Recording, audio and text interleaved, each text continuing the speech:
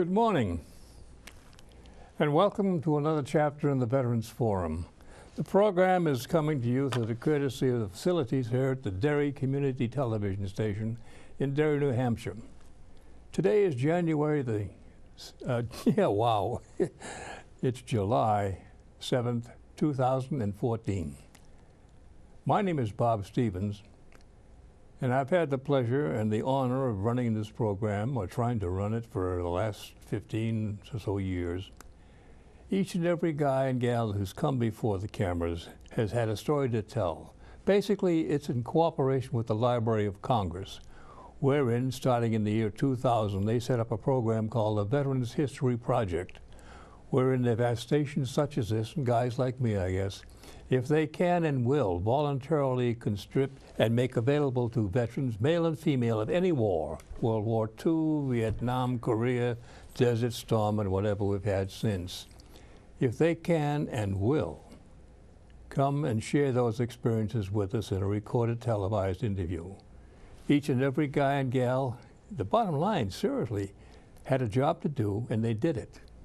What we're trying to do, if you will, is to record that history as it was made by the people who did the action. Nothing grand, nothing glorious. Everybody wasn't a hero. Some of us had a job to do that was a supporting role. But the big and bottom line is, if you don't tell your story, nobody else will. And we've lost that part of the puzzle.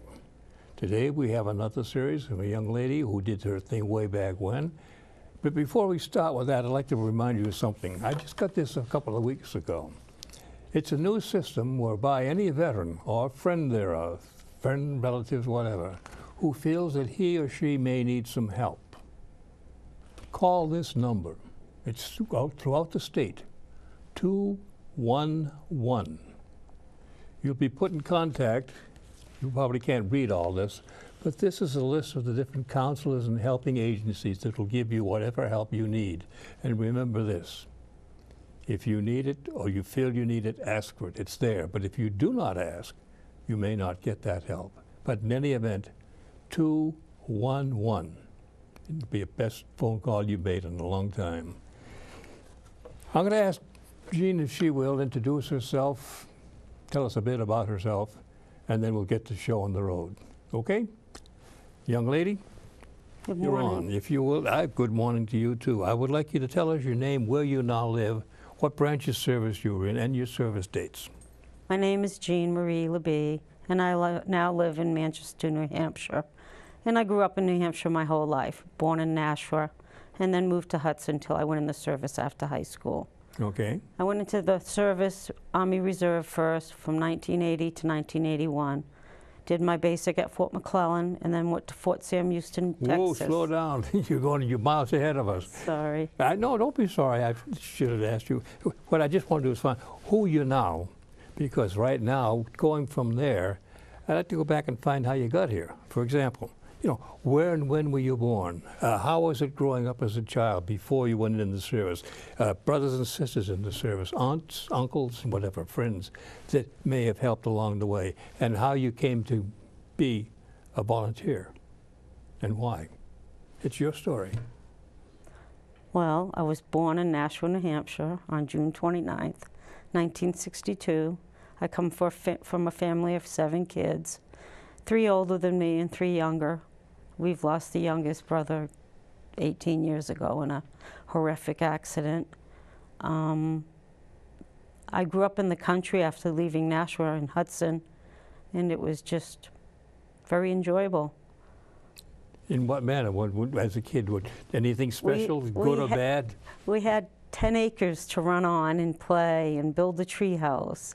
Wow. And just enjoy. We had cows to chickens to rabbits. It was a farm? It was a little farm, yes. Okay. So we enjoyed that. Anything good or bad happened? And jokes you had, bringing in the cows or milking the chickens or whatever you want to call it like that. Things that to you may not be big, but give us an idea what you will like. I always liked taking care of the animals, but my dad always said not to get attached to them because they were actually going to be eventually put on the table for our meal. Yeah. Well, we ended up getting these 2 calves. And we were young, me and my sister Ann. And when we got these 2 calves, the next day they were very sick. Unfortunately, they died right away. The guy who sold them to my dad sold them and knew they were You sick. knew they were bad, so he gave you Yes. bad beef, if you will. Yes. And that was very sad for me and her, you know, to have those little calves not grow up. Well, how was it in school? Did you have a one-room schoolhouse, or you have a big town school to go to? How was that happen? Well, when I was first in Nashua, first grade through 3rd grade, I went to Catholic school in St. Joseph's. And of course, it was just a one-room classroom with nuns. Mm-hmm. And then when we moved to Hudson, I went to St. John's, which was, again, a Catholic school. And pretty much, you did have more than one class that you moved to different classes. And then after that, unfortunately, St. John's closed. And I finished my last year in 8th grade in the Memorial school there, the public school.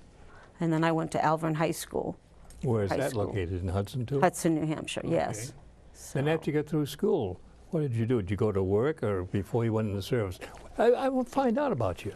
When I was going through school, I say my last couple of years, I started waitressing for a place called Connie's. And like I said, I come from a family of, well, there's 5 girls. So it was at one time there was like 4 of us all working there. Wow. It was your family's business. Yeah, it was. But they knew we were good, hard workers. So as soon as one grew enough, old enough to be another waitress, they would hire us, of course. They passed down the uniforms if you had a uniform. As time went on, yes. But I always wanted to go into the service, and I thought I wanted to go Air Force. But when I went to go see the recruiters and stuff, I found out I really wanted to go Army instead. And they offered me also to go medic, and I always liked the medical field. So that's why I chose to go Army. And I enlisted in the Army in 1980 in the spring, but I didn't leave till September. Oh, I had told some my kind of delayed entrance or something? delayed entry, and I spent that summer camping with friends and family too. So my sisters Were you getting and ready to brothers. go in the Army? Because the next question is, when did you go in? Where did you go in? But more important, how was your first couple of days or the first week or two when you went from civilian to yes ma'am, no ma'am?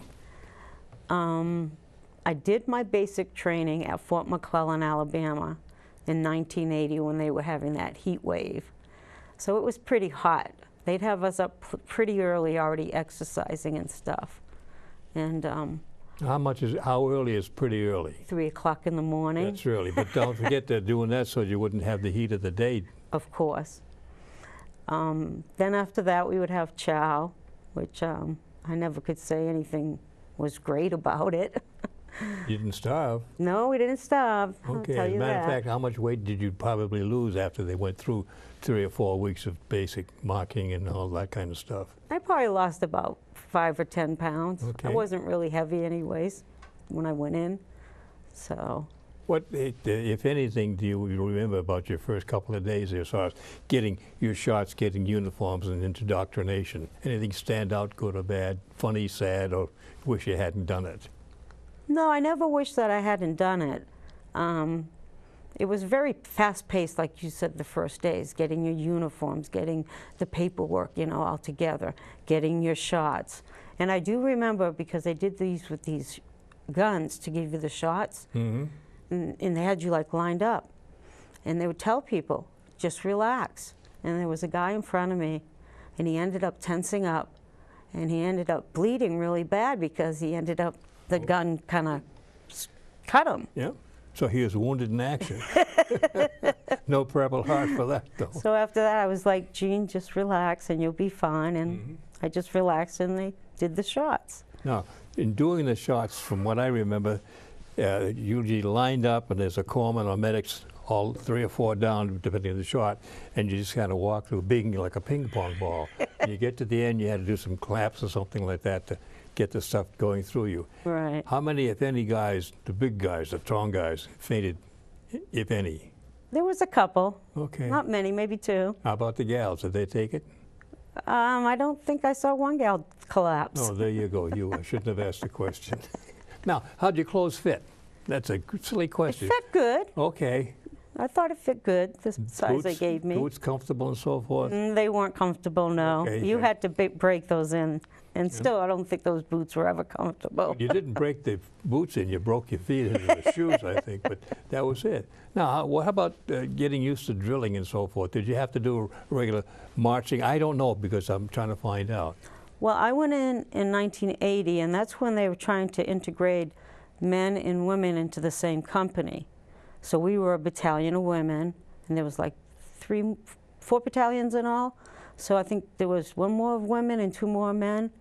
Of course, we had our own quarters, but everything we did, we basically had to do like they did. They were trying to find out, you know, could we do things? Could it work? Yeah. Could it work? So What was the result?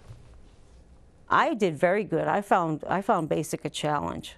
I don't know. I've always been that in life, a hard worker. You know, like challenges in my life. So I didn't really ever think I hated being there. Okay, that's good. You know, it gives you at least a home. Talk about challenge. Have you ever, how many times did you have to go down? So I think they call it now the challenge or the obstacle course, the crucible. Did you have to go through that? Yes. How did you like that? I liked it a lot. Why? Like anything, it gave you a challenge. It showed me I could do that stuff. Okay, good. It was building your confidence Yes. up. Now, how were you treated by your instructors? Like, you know, in the Hollywood back in World War II, everybody was mean and beat on you and so forth. Or were they polite and said, would you please do this? Or did they give you an explanation and say, this is the way it shall be done, do it? They weren't. Tell me. I'll never say they were polite. They came across very strong and stern. And they even at times would call us maggots, you know. Oh. But I never made it, you know, hurt me, you know. It's just, okay. they were saying it, they were trying to push They you. were doing their job to get Yeah. your attention, and this is the way it shall Yeah. be. Now, how long were you in before you were allowed to select what kind of work you wanted to do? Was it any testing and so forth, and what were the results? I actually, before I left, selected to go to, once basic was over, to go over to Fort Sam Houston to be a medic. Okay. And then what happened? I spent 12 weeks there being a medic, learning everything I needed to know. And then I came back home here to Fort Devens, and I was a weekend warrior, of course, and up at the hospital there. And it was very slow pace, and I didn't like it. So I went back down to the recruiter and asked him, what do you got for options now? Because I had found out you kind of can work with them. I didn't know that so much before. If you have something you want and you let them know in time, chances are you got a good chance of getting it. Go ahead. I didn't mean. No problem. So I really wanted to stay being a medic, but they had no, at that time, availabilities. So they offered me to be a driver, and they needed drivers for Berlin, Germany. Mm-hmm. So I was like, oh, Berlin, Germany? I want to go over there. Yeah, I like beer. Yeah. And ended up telling them that that sounded good. So it was set that once I finished my driving school, which was at Fort Leonard Wood, Missouri, I would go straight to Berlin, Germany. How long were you in driver's training, and what specifically did they tell you that ordinarily you wouldn't know about? I was in It's transportation corps. wasn't it? Transportation Corps, yep, Okay. for about 8 weeks. And basically, they taught me to drive any of their military vehicles they had. From Jeep to a 6x? Yeah, all the way up. But the thing about it is, once I got to Germany, to Berlin, I never drove anything except for a Jeep when I took the general or the colonel out when they were doing field exercises. Whoa. Besides that, all their other vehicles they used were unmarked. And that was because there was terrorists back then that we had problems with. Now, did you volunteer to go to Germany, or did they tell you that you're going to Germany? No, I volunteered. Okay. Did you ask for it, or they? of I all the asked things? to go to Berlin, Germany. Where and when did you leave, and how did you get there? Let's see. I was supposed to leave right after I was done at Fort Leonard Wood, Missouri. But unfortunately, my sister, a year older than me, had gotten in a terrible motorcycle accident, and they thought she was going to lose the leg. So I ended up taking some leave and going to California. Luckily, I was there a couple weeks and found out that she was going to lose the leg, and she was, you know, doing better and stuff. So then I got ready to leave, and they even had a little party and a bon voyage cake for me. In California? Yes, my sister. Oh, 'cause she my lived out there then? She lived out there. Oh, okay. And my Now other I'm sister trying to did get the too. geography. I know, I have so many family members. Excuse me for a sec. So anyways, I saw her. Things were going good at last with her leg. So I ended up having the bon voyage party, flew from California to JFK, flew from JFK to London, and then London to Berlin, Germany. So your POE was out of JFK then? Mm-hmm. Where and when? Roughly. October. Chronology. October of '81. Okay. Yeah. And you got to Germany just in time for the winter, I'll bet. Just in time for the winter, just in time for the holiday seasons. Yeah. Mm-hmm. And you did what? Well, I was wondering why I wasn't driving, because they ended up assigning me over to the post office, the main one. And we would ended up getting Well, where in Germany? Berlin, Germany still, Okay. Right to at their main post office, because they had an infantry division over there. They had a combat support battalion over there, which we were part of. And they had the Berlin Brigade where, you know, Now all this the is generals the were and Berlin stuff. Wall era. Yes. The Cold War. The Cold War. Okay. The Cold War. The Cold War that they say that never existed. Uh-huh. There's quite a few wars never existed. Yes, I know. So anyways, I'm there pitching meal, you know, sorting it out to go to the different places and thinking the whole time, why am I doing this? But nobody could tell me, you know. And then at last I did that all the way through the holidays. And January came, and at the end of January I said, okay, you can drive now. You'll come to find out they were putting me in for a clearance. And until my Okay, clearance truthfully. came back, which was a secret, they had to let me pitch meal because there was another person that's clearance came back and there was something wrong, and she was out of the city in no One of time. how many candidates? Just one or two people, or a whole company trying to get clearance for security clearance? At that time, there was only two of us, and there Okay. were two women in transportation. Another one that came from Fort Leonard Wood. And she, like you, had asked to go there. Yes, Okay, volunteering again. yeah. Okay. But once they did her clearance, she ended up having to leave. Now that you were cleared and so forth, give us some rough idea, if you can, what a normal day was like, if there is one. And the more important, where you went, how you got there, and the reaction you had, as well as the reaction of people seeing you come and go. That's the good part. Well, when I first got ready to drive, they had me driving for Dixie, which is Deputy Chief of Staff Intelligence.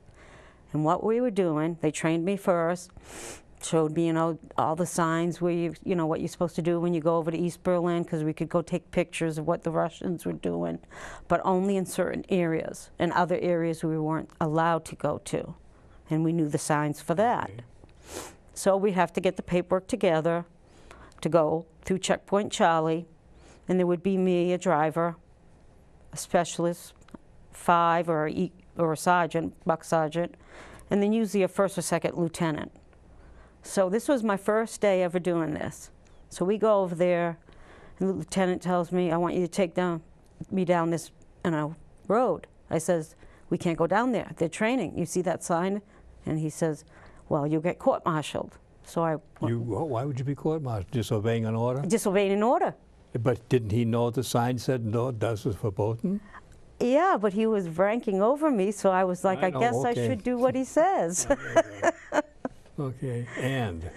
Well, we got down the road, not very far, and there was a tank that was in front of us and a tank in the back. The Russians Nowhere? came out of nowhere.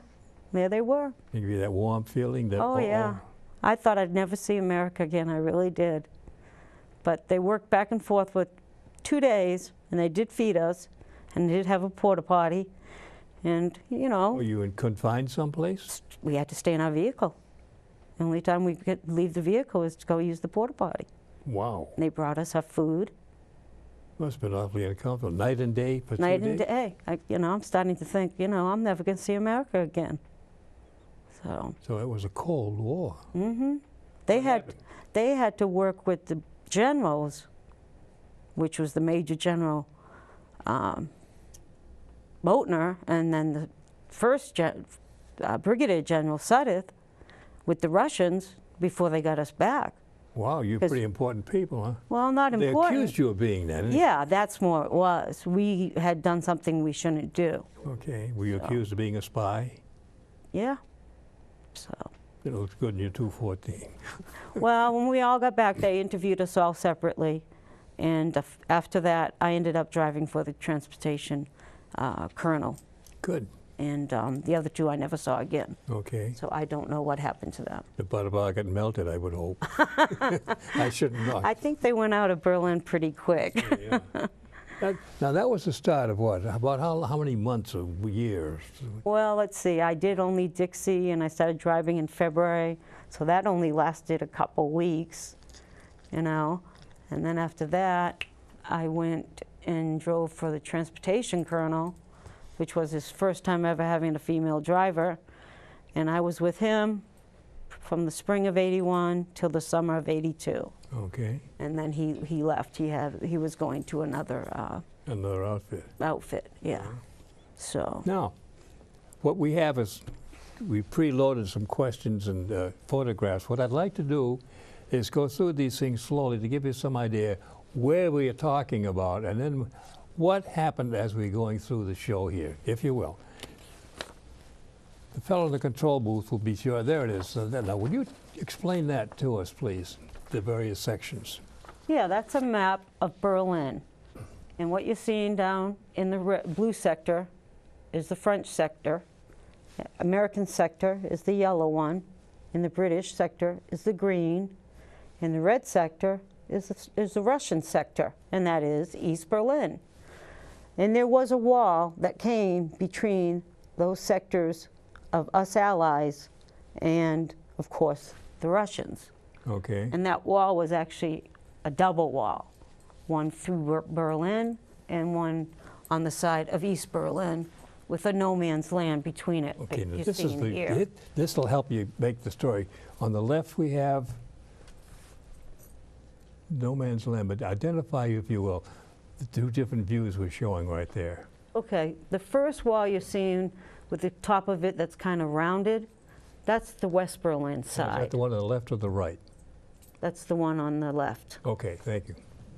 And then the dirt and the ground you see all in the middle of there, that was occupied by the East Germans, which of course were communists too. Mm-hmm. And then the other wall you see far over, that's the East Berlin wall. And that middle part, we called it no man's land. We called it that because it was like very few people escaped because they had guard towers, they had mines, they had the patrol of the dogs in a small little road close to their East Berlin wall. They had barbed wire, you know. It was just like a obstacle course for them to even try. Mm-hmm. And I did one time when I was over in East Berlin, coming back, the siren went off, and unfortunately, they were holding us from letting us go through at that time. And I looked, and it was onto my left side, and I could see the guard tower and the dogs with the Germans coming, and they ended up shooting down the two people that were trying to run to the west side. Yes, trying to just go to have freedom. I know. That's not too good. It was very sad. Now, what were your reactions, or how was you treated, if you will, by your other? I would imagine each of the other different areas had their own drivers and so forth. Was there any kind of a, I'll say, cooperation between you as far as how they accepted you and where you were allowed to go? Well, when I first got there, I was the only female driver in the transportation division. And Major Sergeant Davis, I can still remember him, was very nice. And he made sure that they treated me right, too. Good. And later on, as I was leaving, they did get another woman driver. So, but I was predominantly around men. Okay, not too bad. No. You had the transportation too. Now, were you assigned those people, or were they assigned to you, or were you just, if you will, the on-call driver, or do you have a specific challenge or duty? Well, after Dixie tour into East Berlin, like I told you about, I actually drove for the Colonel for that little over a year and 3 months. Mm-hmm. And I was his driver at his call. Okay, night or day? Night or day. Any emergency calls once in a while? Or? Yeah, we'd go on alert sometimes, and I'd have to go pick him up at home, and you know, go from Any there. idea what the alert was? Somebody trying to get in or get out? Well, we had a couple times the Russians come over and shooting at us at Andrews Barracks. Oh. So we had to go on alert, and you know, we were on duty 24 hours, on guard. That wasn't very friendly. No, it wasn't. Any reciprocation, or shouldn't I ask? No. Okay, I just draw the question. Now, being a special driver like that, did you have any particular chance of getting eating in the officer's mess room in the galley, or did you have your own meal? How were you treated as a person? Colonel Thomas Millen was a great officer to me. He treated me very well. Now, business-wise, whenever he was conducting business, you know, I was always there to open the door, to salute, you know, whoever was with him, too. When he was alone sometimes, though, he would kind of flag like this, even though I was on the waiting to open the door for him, and that meant just go get on your side. Okay. And he'd get in sometimes in the passenger side. Wow. Yeah. And then one time when we were down in West Germany, he went to a conference, and at night, we usually stayed at guest houses and stuff, because we tried to blend in when we were down there too. Now, were you in uniform or No. in mufti, just Nope. civilian clothes? Civilian clothes, packed Okay. a 45, drove an armor-plated BMW, Mercedes, whatever they decided for the tour when I was going down, you know, with German plates, so we could blend in. So, and I can remember that one time, you know, after his conference for the night, he was going to the guest house to eat, and he offered me to sit with him and eat. And I thought that was very nice, Yeah. that he treated me just like him as another person. You ever feel frightened or scared while you're driving? Down the road I did when I ended up being the protocol driver after Colonel Millen left. That's when I drove for different people. They never had a woman do that job either. And what it was we had two of us. And there could be like a colonel or a general coming down to Ramstein and then maybe wanting to go to a conference somewhere else, you know, like Heidelberg. For example, I'm just saying, because I did a lot of driving. Oh, that's what I want to find out. I'd pick him up, and I'd always have to do recon. So, because you wanted to be on time, you know, or ahead, you know, know different ways to go to get to the place. Because we did have one time where the terrorists were following us, and I ended trying to get rid of them and stuff, and that was just after I got rid of the general, too, at the conference. And when I come back, nothing happened to the car, but they plowed into the back of my car, and it made their car like an accordion. They bumped you? They hit me good. Oh. But the car was armor-plated. Mm-hmm. So it just destroyed the front of their car, just went vroom. It did nothing to the general's car, but the frame where the license plate was came off. Destroying government property, for sure. But the rest of the car was fine. Now, you said when we were talking before that one of the things you had to do or did do was to pick up officers' cars that were coming in from being shipped over from overseas, from stateside. Right. How'd you handle do something like that? Those were fun times, actually. I you imagine know? they were, but if you can tell us without having to shoot me, if you will. Okay.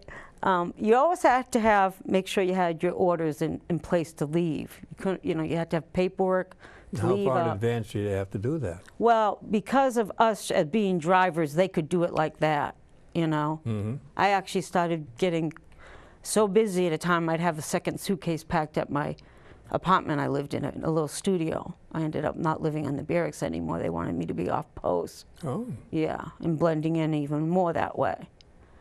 So I ended up, sometimes I'd do a job, come back, and have to leave right away. But picking up their vehicles, that was fun because, you know, sometimes you picked up a sports car, you know, in the Audubon. There was no, you know, you could go as fast as you wanted to, you know. Did you? Oh, yeah. How fast? 200. That's kilometers, so how fast in miles? No, About 100? 200 miles an hour I went one time. Wow. With one of the, You stayed on the one ground? of the Beamers. Oh, yeah. Those armor-plated vehicles, they drove nice. They should. Like a tank, civilian tank. The for glass goodness was sake. like 2 inches thick on the windows alone. All bulletproof, huh? All bulletproof, Wow. yeah. They didn't play. They wanted to, those, you know, Now, it was you're not terrorists. driving in the States today, are you? I want to know when you're coming down, I'll get out of the way. I'm a very good driver, actually. I don't doubt it. Okay. But now, talking about different people, name dropping, if you will, if it's permissible. From generals down to colonels, macs, and what have you. What was your fun? Any particular type of guy that you enjoyed working with for over a period of time, or were you there for anybody to have as a chauffeur? Well, technically, I was there for anybody that needed, you know, that was coming in that needed a chauffeur. Coming in from where? They might be coming in from From the States? States. Some other part of the country? Yeah, they might be coming down from Berlin for Okay. a conference. They might be coming down to West Germany, but then need to go up to Berlin, so I would take them that way.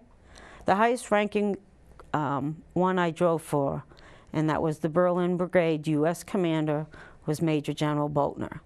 And I was a little scared at first, but he was, you know, really He's a a nice guy, guy. yeah. You know. Now, do you have little flags on the fenders? Or did you drive without Only flag? when we had Diplomats. parades. Oh. Because besides that, we had German plates on the cars, you know. Now, you said something earlier that I'd like you to tell me about, because it's curious. You said you had to do some recon, and as they do with the president, where's the nearest hospital? What's the safest place to go? What alternate route can I take? How much time did it take you to learn these things so that you did it almost automatically? Well, when they chose me to do that, they sent me down with a driver that had been doing it for a long time. So, A male driver? male not- driver, okay. yes. Donald Wynn was his name, specialist. And we went down, and we ended up being there about 2 weeks. And he showed me the ropes, and he was good. And after those 2 weeks, I pretty much knew how to get to a lot of places Without you know, too much trouble? without too much trouble at all. So, Any traffic jams you get jammed in where you were wondering, is this intentional or just the nope, time of I've the day? never been. No, because my mind works strange ways. Does it? No. I was there when President Reagan came. Did he do? Oh, you didn't drive for him, though? No. Okay. He used our vehicles, the armor-plated ones, but he had his own driver he came Now, you with. said earlier that the vehicles were furnished by the Germans. Is that correct? Can you Yes. explain that? Well, because Idea. they say that we were occupying their city and protecting them, that they felt that they paid for whatever we needed for us to be there in the city for Okay. them. Room and board and everything? Yeah. Wow. So that was a paid vacation, if you will, except you had to spend some time driving these other guys around. Right. The only thing that they didn't pay was our checks. They came from Uncle Sam, of course. You know that. Oh, yeah. Oh, But- yeah. Oh, yeah. You know, sometimes we'd go down picking up vehicles they needed for other things, like laundry, little pickup trucks, you know, or for maintenance guys, you know, to go get parts. They'd use those, you know. Other You were a times. gopher? Was I a gopher? Yeah, I go for this and go for that. Sometimes. That's your Dixie, okay. All right. But, oh dear. I'm trying to figure out that's the best way to ask it. There is no best way. But when you weren't on duty as such, were you able to take a car and go sightseeing or traveling around, or is that something I shouldn't ask? Oh, yeah. I ended up going down to Oktoberfest. That was nice. Oh, overnight or just for the day? I went down with the duty train, and then from the train system in West Germany was wonderful. Right on time. Right on time. And even to the smallest little town you could imagine, they stopped. So I did that. And after that, I also got married while I was in West Germany. Wow, okay, hear Well, about that. I got married in Berlin, and we took our honeymoon and we decided we wanted to go to Italy. And my husband had a Beamer, and we drove his BMW. So of course That's a Beamer, is a BM. Oh, yeah. Initials, okay. So we ended up going down through the corridor, of course, because no way you can leave Berlin till you go through the corridor, you know? That's what they call the corridor, the East German area. And after we got down there, of course, we went down all the way down and went through Switzerland, which was beautiful, and went to Italy and saw Venice, and that was nice. Water was dirty, though. I was a little disappointed with that, the canals and stuff. Well, it has to be. You know, a million years always underwater. I know. There's no place you can drain it out. You don't think, anyway. But then we took a honeymoon and went a little bit above there to this Lake Gardasee, and it was so beautiful. It was like built right into the side of the mountain and everything. What? And there, you know, everywhere you go, there was a different way of life. Like if you're going to go eat dinner, you're not going to eat dinner there till like 8, 9 o'clock at night. Don't plan around 5 or 6. The places aren't even open yet. Wow. So you had a real good vacation. I had a real good well-paid vacation. honeymoon, Yeah. had the best car in the world and a good driver. Wonderful. Now, was your husband in the service too? he was. He was up on the hill, we called it, the field intelligence people. So Commissioned? he Enlisted? he was enlisted, yes. Okay. He was part of the ASA, which is the Army Security Agency. So, because once Berlin, the war ended, it was in rebels. Well, they ended up digging this big hill out of rubble, and it was the highest place, so the field intelligence could put their antennas and be able to hear stuff they needed to hear. But me and him, even though we were married, we could not talk about what we did at work a lot. So. That saves a lot of arguments at home too. Yeah. You know, where are you? None of your business. 2 famous words, any good marriage. Yes, dear. Always worked. No, I have no idea, maybe, if how long were you married and so forth, and is he still around? Do you have any children? No, I don't have any children. We got married in 1982, and we divorced in 1985 when he came back to the service. I didn't back mean to the go States. It's okay. No? All right. Now that you're here in the States, if you will, when did you come back home? I came back home in July of 1984. How was your reception here? Was there any special thing leaving there, any parties, any special transportation back? Or you just said goodbye, I'll see you, and took off? How'd you come home, fly or boat? Flew. Okay. Flew. First class, Mats? No, not first class. Oh. No.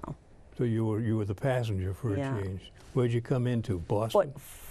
Fort Dix, New Jersey. Okay. Because you have to, if you're leaving the service, you have to kind of do all your paperwork and induction, get out from there. So, and then they flew me up to Boston. So. What have you been doing since? I'm being nosy. Well. You got out, did you go, for example, now did you take any advantage if they have one, or the GI Bill to do any sort of schoolwork? Or no, I didn't. Anything like that, was it offered to you? Of course, it was. I came home and it was, construction was booming. And I always wanted to work in the construction field. And there was this company that was giving painters, if you worked for them, they'd give you your apprenticeship. It took over time, and then you could be a journeyman painter. Oh, okay, So union. Yeah. Okay. So I stayed with them, and before you know it, I ended up becoming a journeyman and even having a crew that I was running for that guy. Wow. What did you have to do? Give us an idea. Because you're the female in a lot of places where you don't usually find gals. That's what I want to find out. Basically, at first, you know, we were doing a lot of, they're putting a lot of new houses up in Nashua, up on the hill over there on Amherst Street. And so we were doing those ones, insides and outs. Of course, you had to prep them first all, too, you know. I don't know. You tell me. Well, we would come in and they would all be taped and mudded and everything. So we would have to prime the walls, of course, and we would try to spray them. Hopefully, you know, they didn't get all, you know, the windows and everything in yet. And because then you gotta watch it, and you gotta Oh, you end gotta up tape rolling, everything out yeah. and mask it off. Yeah. And makes it, And then you've got to, of course, caulk everything once the woodwork comes in, and fill all the holes, and then you end up eventually doing your finish coats, and then you end up painting the, you know, all the woodwork and stuff.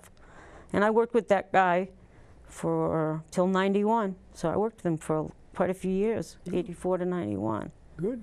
And I had a couple family members already in California, and I Oh, decided. you're back in California now.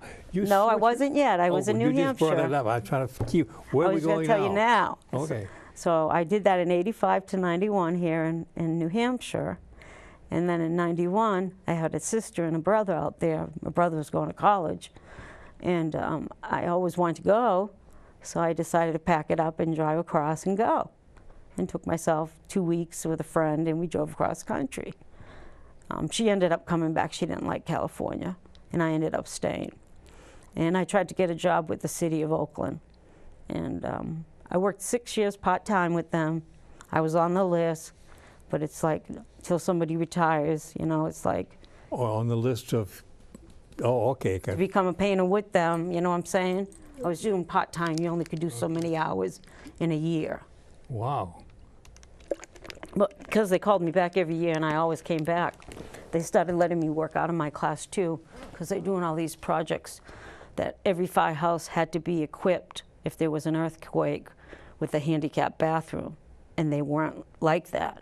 And there's a lot of firehouses in Oakland. So I did that project with them for a long time, and then every time they called me back, like I said, I'd come back. So then they had me working longer out of my class with, like, I did some tiling with another guy and learned how to your do class that. mean you were a painter? I and was a also painter. Other things you could do or tried to Yeah, do? out of my class, because I was only considered a painter. How about when you said the handicap, what did you do there? Install the fittings and all that kind of stuff? Or No. just do the painting or what? What they did usually is they'd have to find a place in the firehouse to do this, make this handicap bathroom. So maybe it was, they have an Oh, this is in the town? in city. the actual firehouses. Oh, okay. I just trying to figure out. All Each right. firehouse that they have. Okay. And they have a lot. So they'd find an area that would be available, they could make a room out of it, another restroom, and it would be handicapped. Okay. So of course first they would, you know, frame it all out, and then they would put up the sheetrock. And in the city, you had to know how to do, outside of my last job, you had to know how to do the joint compound and putting on the tape and Okay. putting on all your layers of mud and smoothing out the wall and everything before you would actually prime it and then paint it. Now, question. Why would you have a handicapped bathroom in a firehouse? If those guys are handicapped, they shouldn't even be there, should they? It Or wasn't. is that the dumb question? No, it wasn't. This will help you figure it out.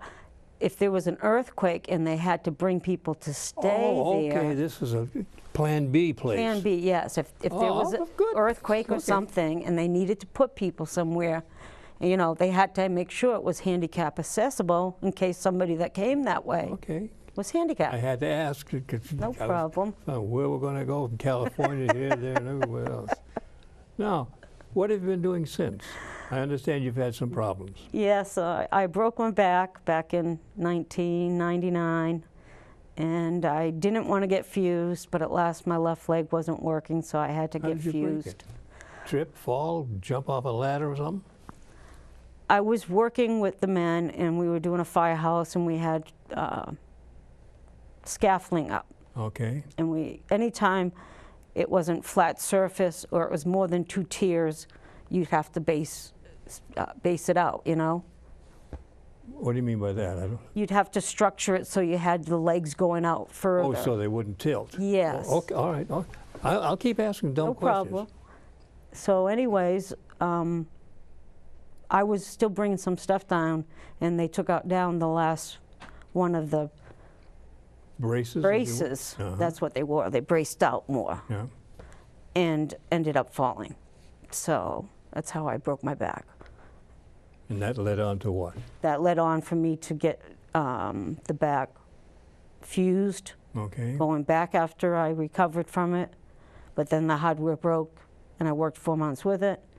So when I went in the hospital that time, they had to refuse me, and also a week later put cages in my spine from the front. I went back to being a painter, should probably never. And then in '04, my left leg gave out for good, and they found out that the screw was angled, and that's why, you know, my leg wasn't working right. It was pushing on the nerve. Trying to, as you're talking, you're going zip, zip, zip. Sorry. A screw was angled. A screw in what? What was the problem? My lower back Okay. was fused, so the screw was angled onto my main sciatica nerve here, Okay. because it was the lower part of my back. Because I'm not a doctor. L4, I'm trying to figure L5. where we're going with this one. Okay. So I have nerve damage in this leg, Okay. because they Both legs waited now are just the one. just the one. They Okay. waited 1.5 years to take the hardware out. Wow. But I had to change doctors. Mine was getting a little too much. He wanted to do the other two back to back, and I wasn't doing that again. Okay, it's your choice, obviously. Yeah. Oh, come to find out, I went to the second doctor, and I was fine. I didn't need to be refused. I just needed the hardware to come out, and the cages stay there now. So that ended up what? You being somewhat That ended limited? up me being limited, and I so limited that I really could not fall in any class to get another job with the So city. you tapped out as far as the union went. That's it. And okay, now I'm being real nosy, but what are you doing now that you, if you will, you can't work officially? What do you do to keep out of trouble? I can't get in any trouble. Oh, well, that's your choice. Tilt. No, but what do you do now? Because it's all kinds of activities I know that you have done. I'm involved with Project New Hope, and they usually have a couple retreats a year. Bill Moore is in charge of it. It started a couple years ago. Well, what is it? What is New Hope? For who? For what? Project New Hope is for veterans that are coming home or are already home in the service like me, and have either PTSD, have been in conflict areas, have had MST. Do you know what MST is? No? Military sexual trauma. Oh, They're now starting to recognize it. And I went to a retreat one time, and there is men and women that have had that happen. So, wow. yes. So it's both ways. It's not just one. Both ways. You know, I went to that retreat. That's scary. Yeah, I went to that retreat, never thinking I'd see a guy there, and then it was like, wow, Gene, you know? Yeah. There's two sides to every pancake. Yeah. That's a corny thing to say, but it's true. Now, you told me you were writing some sort of a prescription or program to bring this to attention. Give me quickly on that. We've got a few minutes. Okay. The other thing I'm working on and have been for the last 2 years is trying to get the Cold War Service Medal to veterans that served in the Cold War in conflict areas and served at least 2 years with an honorable Discharge. Honorable discharge. Okay. President Obama had said he would do that. So we have a petition going. I write letters to my congresswomen, my senators. I write to the Department of Defense, the president I've written to. You know, I read to him a couple times, and I might send out 40 letters. I'm lucky if I get a couple back, Okay. you know. Sending mail to the dead letter office. Yeah. But at least you keep trying. I'm going to keep trying. Okay. There's too many veterans that really, really, you know, they say, they called it the Cold War, but they won't recognize it. And there's veterans from that time that were affected, and I think they should be recognized. Absolutely. So. Absolutely. I had no question on that. And I don't know, after I came back, I never thought I'd be doing something like this, you know, and even being so involved with the veterans, but it was just like, it just came to me, and it was like, Okay. I need to do this. And you unlike a lot of people, it's not, why doesn't somebody do something? You're saying, I will start it. All I can wish you is good luck. Now, a couple of questions, or not questions, but pictures we haven't seen. We have a few more minutes, I think. I'd like to bring these up. I think we've seen this one. You as a driver sitting in the car, on the hood of a car. Have we seen that one at all, Sean? Yes. There you are. Give us a quick rundown. Who that? That's me, about 32 years ago, maybe. Wow. And that's a Ford Granada. We used to get a lot of them. Like I told you, the only vehicles that we would have is the vehicles that went out to the field that would be Army vehicles, Oh, okay. Jeeps and those things like that infantry would use. Any other vehicles like that, there's one I went to go pick up for one of the majors, for his personal vehicle. That was a nice sweet ride home. Yeah. Just spoiled you for when you came home, you couldn't have a BMW of your own. Okay, here's this is one that's rather a good piece of paper that everybody had to have over there with respect to having access around. Can you explain that? It's hard to read, but just tell us about it. That's basically your paperwork so you can go and leave Berlin. Anybody that was in Berlin would have to try to do that by the middle of the week so they could get the go to either do the duty train. You had to pre-plan it. You just didn't get up and go. Right. Or buy a ticket to Buffalo tomorrow. Right. Okay. And one reason was the duty train only held so many people. You had to have room. Right. And some people, that's how they had to go down unless they had a vehicle. A lot of people that worked in different divisions felt claustrophobic in Berlin because of the wall. Yeah, and it pains them. Oh, yeah. I was lucky, and I liked out because, you know, I got out of the city and stuff. I know. Oh, and here's the last one I think we have. I'll show it here, but it's the one on the Berlin Wall. There we are. There we go, the Brandenburg Gate. That's the gate at night. Yeah. Now, there it is. This is the one you tell me about. This is when the wall was being brought down in '89. And there's the German soldiers standing up by the Brandenburg Gate. German or Russians? I mean the Russian soldiers, sorry. By the Berlin Gate. I don't think they know what to do. They didn't have an instruction how to be human. I know. We laugh, but it was a very important time. It was, and very sad time for people. Do you see? There it is. There's the one. The wall is down. Reagan's request was answered and so forth. Yeah. Okay, one more little one we have here. Some ribbon, if you will. Called a medal. There.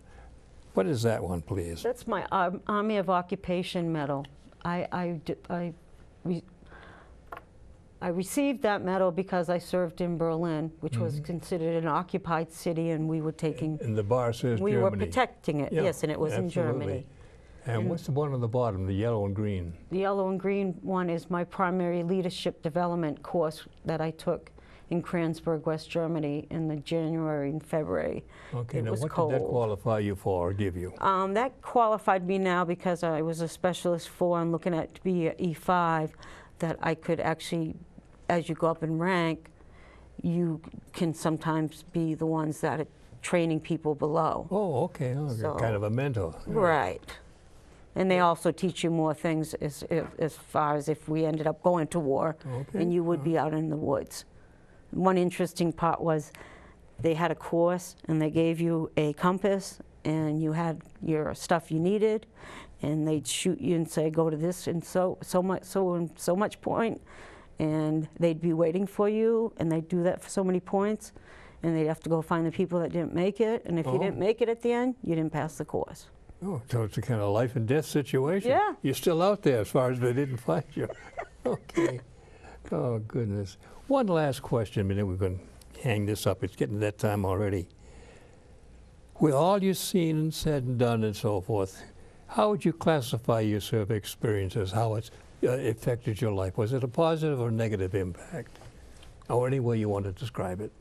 I think it was a positive impact for the most part. I feel like I was very lucky to be chosen to do what I did, you know, compared to, there was a lot of other soldiers that didn't get that opportunity. And the only negative part that I still have nightmares about is that shooting of the 2 people trying to escape from East Berlin. I'll never forget it. You'll never forget it, no matter what training they give you. Yeah, because we had no jurisdiction. We could not do anything about that. I know. So just stand by and watch. And just watch. Ending on a good note, 3 words. Thank you, friend. Thank you for having me. It was enjoyable having you here, and thank you for your service. Thank you. You too. And Call Susie down there. Okay. Katie? We have a little pup down here as one of her constant companions, folks. She's been licking my hands and fingers. For those of you who have seen the show, we hope that it's been of interest to you, but more important for you guys and gals who have yet to come, and I hope you will, to share your story. As we say, if you don't tell your story, nobody else will, and we cannot have that history go unrecorded. Tell you how to get here. There'll be a little bit of an address on the back. Again, Bob Stevens saying thank you. And if you can and will, please come and see us. We'll do all we can to make it worth your while. But more important, for those of you who are still on the cusp, I think it's one of the best legacies that you can give your friends and family, because it'll answer the question, hey, Dad, Mom, Uncle, what did you do in the war? Once you've decided the war and tell them what you've done, you've given them a chance to reflect on what you've done. And when you're no longer around, they can always visit with you. I've had that happen a couple of times. It's a wonderful experience. I'm not hanging crepe, but it's something you should think about. We're not going to ever live forever. And until you tell your story, it'll always be a mystery.